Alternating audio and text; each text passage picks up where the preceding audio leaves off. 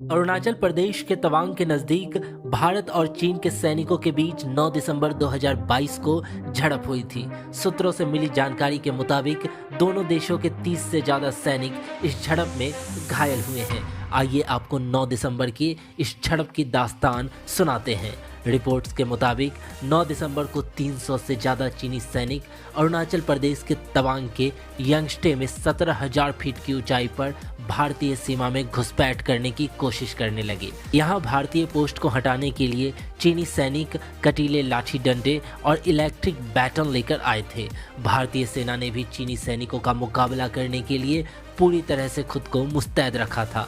जैसे ही चीनी सैनिकों ने हमला किया, भारतीय जवानों ने भी इसका जोरदार जवाब दिया।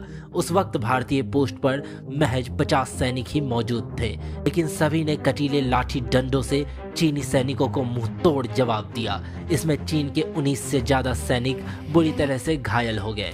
न्यूज़ रिपोर्ट से मिली खबर के मुताबिक इस झड़प में चीनी सैनिक भी भारी मात्रा में घायल हुए। यहाँ तक कि उनकी घायल होने की संख्या भी भारतीय सैनिकों से कहीं ज़्यादा थी। जवाबी हमले के तुरंत बाद भारतीय अफसरों ने हस्तक्षेप किया और चीनी सैनिक अपने लोकेशन पर वापस चले गए।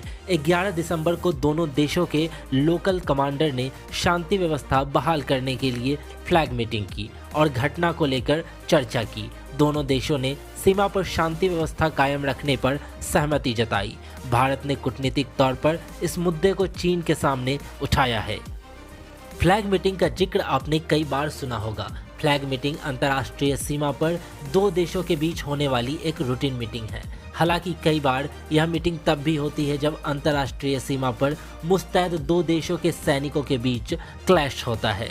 उस वक्त यह मीटिंग तनाव में शांति स्थापित करने के लिए किया जाता है। समुद्र तल से 10,000 फीट की ऊंचाई पर बसा तवांग क्षेत्र चीन के लिए एक महत्वाकांक्षी मुद्दा है। वह इसे हासिल करने की कोशिश दशकों से कर रहा है। 1962 में भारत चीन युद्ध के दौरान चीन ने तवांग क्षेत्र को हासिल करने की पूरी कोशिश की थी। कहते हैं इस युद्ध में भारत के 800 जवान शहीद हो गए और 1000 जवानों को चीन ने बंदी बना लिया था।